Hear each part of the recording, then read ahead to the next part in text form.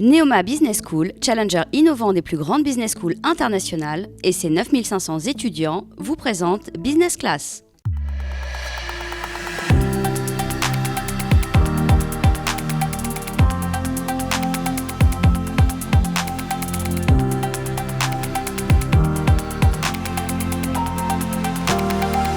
Eh bien, bonjour et bienvenue sur le plateau de Business Class, cette rencontre entre trois jeunes étudiants qui rencontrent un dirigeant ou une dirigeante d'entreprise.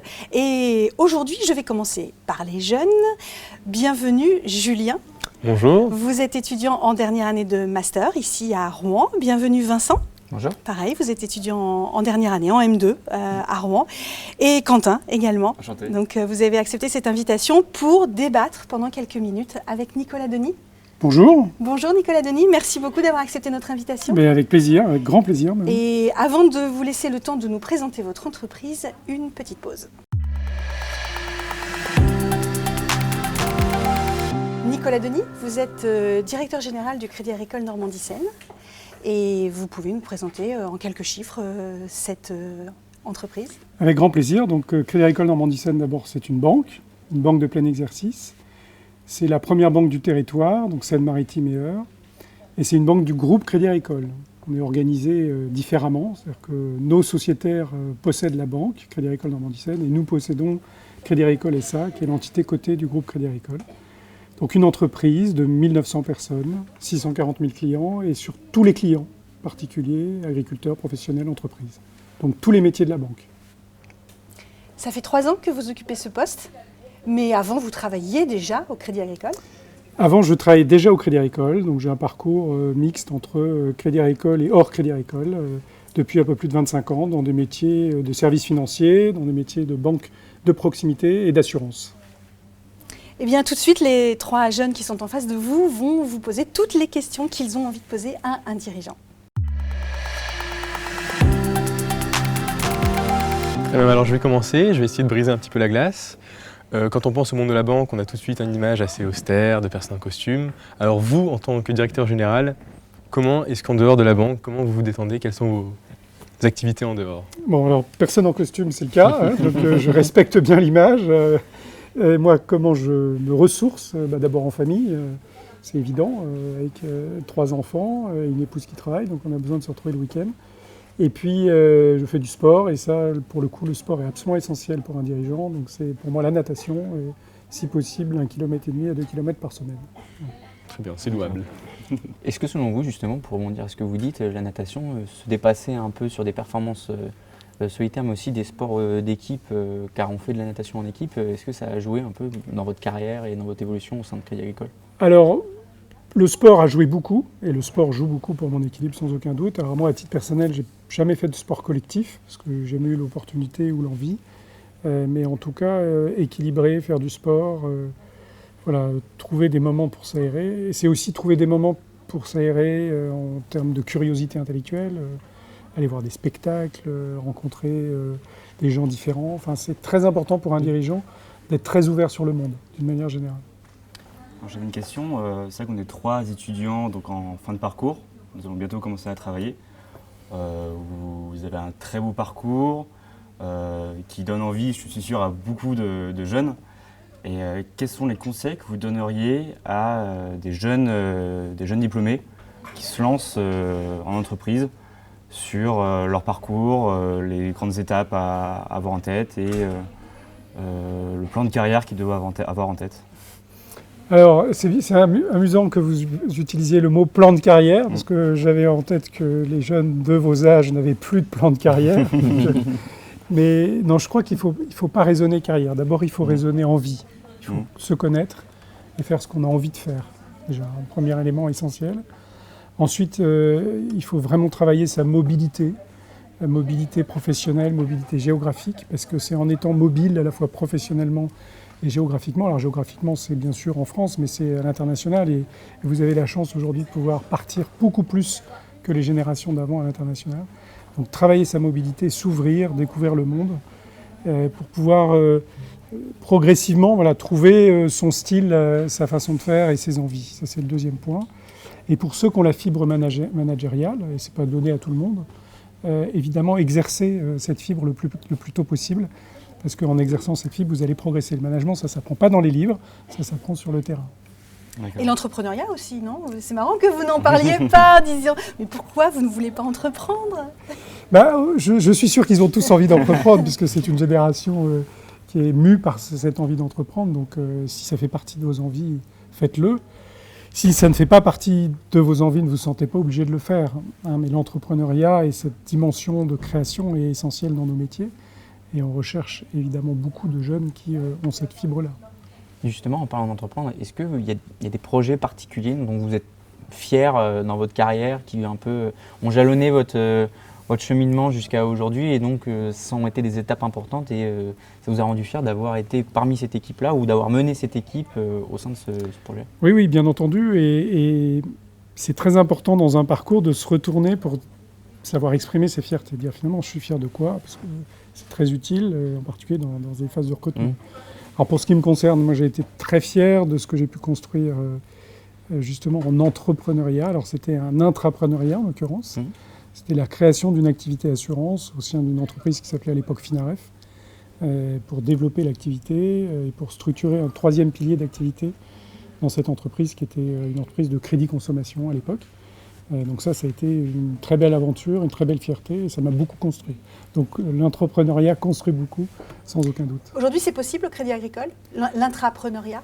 Alors l'intrapreneuriat, c'est possible au Crédit Agricole. On l'a même inscrit dans notre projet d'entreprise, et on en est à notre troisième étape de start-up interne. Donc on a un dispositif pour confier une équipe d'intrapreneurs un nouveau projet. On fait des appels à candidature spontanée, on sélectionne le futur start-upper, on lui donne un capital, on construit un comité d'orientation, un peu un conseil d'administration, et on lui donne 3 mois. Lui, il est à plein temps, détaché de son activité, et puis il travaille avec des collègues qu'il recrute lui-même pour développer un projet, un prototype. Donc pour moi, c'est essentiel, ce dispositif. Toujours autour de la banque? Alors toujours autour de la banque, mais un peu éloigné de la banque. Alors, pour donner un exemple très concret, on a fait travailler notre première start-up interne autour de nos agences. Comment faire en sorte que nos agences soient plus des lieux de lien avec le territoire. Et ils ont créé un concept de coworking dans nos agences, qu'on a déployé maintenant de façon réelle dans une de nos agences, et qu'on va déployer dans une quinzaine d'agences. D'accord. Alors là, vous parlez des agences, justement, ça tombe bien, parce qu'aujourd'hui, on parle beaucoup des nouvelles banques, Orange Bank, N26, Revolut, et plein de nouveaux acteurs qui arrivent sur le marché, qui peuvent sembler du coup même plus attirants pour des étudiants de nos générations en termes d'attractivité. Comment votre banque compte réagir, et est-ce que vous avez déjà commencé à mettre en place des... Incontestablement, oui. Oui, sans aucun doute. J'imagine. La transformation digitale. Non, sans aucun doute. Et en fait, si vous voulez, le sujet, c'est pas tellement de devenir tout digital, surtout pour une banque qui a 640 000 clients comme la nôtre, ou pour l'ensemble des banques du groupe. C'est plutôt d'avoir un modèle qui combine les deux, et le meilleur des deux, donc du 100% digital, et donc être au même niveau qu'un N26, un Revolut ou d'autres, avoir une expérience client digitale excellente, mais surtout 100% humain, avec des compétences de banquier, alors qui vous conseillent à distance ou en face à face, quel que soit le canal, mais qui apportent de vraies compétences et un vrai accompagnement. Quand on regarde tous nos clients, y compris les plus jeunes d'entre eux, on se rend compte qu'ils demandent cette compétence, et ils demandent vraiment l'accès à un banquier en chair et en os qui donne une valeur ajoutée et une chaleur ajoutée. Donc nous, on surinvestit sur le digital et on surinvestit sur l'humain, et c'est ça qui fait la différence. Mais vous ne vous sentez pas en péril du coup? Alors on ne se met pas en péril. Un chef d'entreprise a toujours dans sa tête... Ne dort jamais tranquille. Voilà, ne dort jamais tranquille, et dit toujours, voilà, les dangers, quels qu'ils soient, sont partout, et il faut les comprendre déjà, les anticiper et travailler, bien entendu. Après, la réalité nous donne raison. C'est-à-dire qu'on est, aujourd'hui, si je prends l'ensemble des banques en France, la seule banque à réseau qui gagne des clients, les autres étant plutôt les nouvelles banques que vous citiez tout à l'heure. Moi, je me permets de rebondir sur ce que vous avez dit tout à l'heure. Vous disiez qu'il était important de savoir se retourner, de regarder ce qu'on a fait avant. Tout à l'heure, vous donnez l'exemple de l'intra-entrepreneuriat. Moi, j'avais une question sur votre parcours. Quand vous regardez votre parcours, ce que vous avez fait jusqu'à aujourd'hui, est-ce que vous avez des regrets, mais que ce soit des opportunités que vous n'avez pas su saisir, des des regrets sur des projets que vous n'avez pas réussi à mener ou des regrets plus personnels, je ne sais pas. Donc, Alors, des regrets, je ne l'exprimerai pas en regrets. Des opportunités que je n'ai pas su saisir il y a plus de 50 ans, on commence à se dire il y a des choses qu'on n'a pas faites, qu'on ne fera plus, sans aucun doute. Alors, il y en a un premier, et c'est pour ça que, comme vous êtes mobile, profitez-en, c'est l'international. Je n'ai pas eu l'opportunité d'avoir à date un parcours à l'international. Je l'ai fait en allant me déplaçant, en négociant, mais de France vers certains pays européens, mais jamais en travaillant vraiment dans les pays. Donc ça, c'est un premier élément. Après, on a toujours des sujets qu'on mène moins bien, où on se dit, tiens, on aurait pu faire différemment. Mais moi, je le fais toujours en m'appuyant sur mes forces et en regardant ce que j'aurais pu mieux faire pour que ça fasse progresser. Donc, et en ayant quand même essentiellement un regard sur l'avenir. Et un regard optimiste. Et un regard optimiste. Enfin, le dirigeant est optimiste par essence. Et son rôle, d'ailleurs, c'est vraiment d'internaliser l'angoisse, parce que c'est normal d'avoir des doutes, des angoisses, c'est légitime, ça fait avancer, mais surtout d'externaliser le plaisir, parce que les collaborateurs, ils ont forcément, eux, des inquiétudes. Et notre rôle, c'est d'être évidemment optimiste et positif. Justement, vous parlez de mobilité, ça fait 2 fois qu'on l'aborde.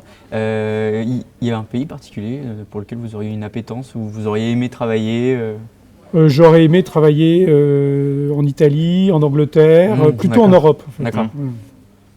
Mais plutôt ce type de pays proches. Et avant le Brexit, en Angleterre. Oui, et si possible, ça peut aider.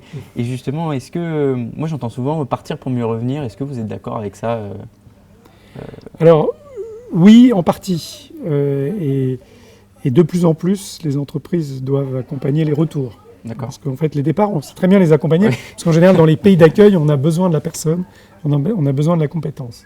Les retours, c'est plus compliqué, surtout sur des entreprises qui ont, on va dire, une majorité de leurs dirigeants en France, et donc un tropisme politique et de direction en France. D'accord. Et donc, il faut apprendre à faire revenir et à profiter des talents qui sont partis pour qu'ils irriguent les talents qui sont restés. Ça, c'est un point clé. Et pour le coup, pour les dirigeants du groupe, en ce moment, c'est une de nos réflexions, sans aucun doute. À l'échelle du territoire, c'est quelque chose qu'on peut dire aux jeunes aussi. C'est-à-dire, partez, vivez vos expériences. Et si la région de Rouen et la Normandie vous a plu, et je pense que vous êtes un fervent... complètement. Justement, vous véhiculez beaucoup, on vous voit beaucoup dans beaucoup de réseaux locaux et le Crédit Agricole Normandie-Seine est devenu beaucoup plus visible, je dirais, depuis votre arrivée et l'ouverture du village Baïséa. Et je pense que c'est effectivement, ça fait écho à un territoire. Ça fait écho à un territoire et dans nos collaborateurs, on apprécie beaucoup ceux qui ont fait des études supérieures sur la région, qui ont vécu, qui connaissent la région, qui partent alors à Paris, à l'étranger, ailleurs, et puis qui ont envie de revenir. Et ça nous est très utile dans notre modèle de banque de proximité parce qu'ils connaissent le territoire, ils ont souvent des attaches, ils connaissent l'économie, ils connaissent les lieux, et en plus ils ont une expérience évidemment riche. Allez, et donc ils enrichissent l'entreprise. Et ils s'enrichissent aussi, bien sûr. Justement, vous recrutez ? On recrute beaucoup, 120 personnes l'année dernière, donc entre 100 et 120 personnes par an. On a 200 jeunes qui nous rejoignent en stage et en alternance d'une manière générale. Donc on est encore un recruteur important. Et qu'est-ce que vous diriez à un jeune qui dirait moi je préférais aller à Paris, à Londres, dans une autre grande place financière, pourquoi j'irais à Rouen m'embêter ? Et c'est une excellente question. Alors je lui dirais d'abord qu'en étant à Rouen sur son territoire, dans une banque de proximité, il va découvrir un métier différent et il va découvrir le cœur de ce qu'est le métier de la banque de proximité, dans le groupe Crédit Agricole bien sûr, mais au-delà, comme on est les leaders de la banque de proximité, plus que dans toute autre institution, mais surtout avoir la chance d'entrer dans un groupe qui est un groupe mondial, et donc de pouvoir faire une carrière partout dans le monde. On a des jeunes qui ont commencé leur carrière à Crédit Agricole Normandie-Seine et qui sont aujourd'hui en Italie, par exemple, sur des métiers très différents et qui ont une carrière à l'international. Donc l'argument pour un peu garder vos talents, vos jeunes made in Normandie, c'est un peu ce côté, vous faites un métier différent, en plus vous avez des responsabilités et vous pouvez avoir une certaine flexibilité dans la mobilité après. Pour attirer les talents, il faut leur proposer une diversité de palettes de métiers possibles dans un maximum de pays possibles aujourd'hui. D'accord. Donc, et c'est le propre du groupe Crédit Agricole. Et c'est une vraie différence par rapport à d'autres. Et c'est ça qu'on propose. Il y a des jeunes comme vous, qui ont fait des études supérieures de très grande qualité. C'est aussi ça qui est intéressant, c'est de combiner un local, un apprentissage de métier et une ouverture sur tous les métiers, y compris l'international. Merci beaucoup. Nous arrivons au terme de cette émission et de ces échanges. Merci messieurs. Alors un plateau très masculin. Est-ce que c'est lié à la banque, à la finance? On ne saura pas. Merci beaucoup Nicolas Denis. Merci beaucoup. Merci à vous. Merci pour les excellentes questions. Merci. Et à bientôt pour une prochaine émission de Business Class. Au revoir.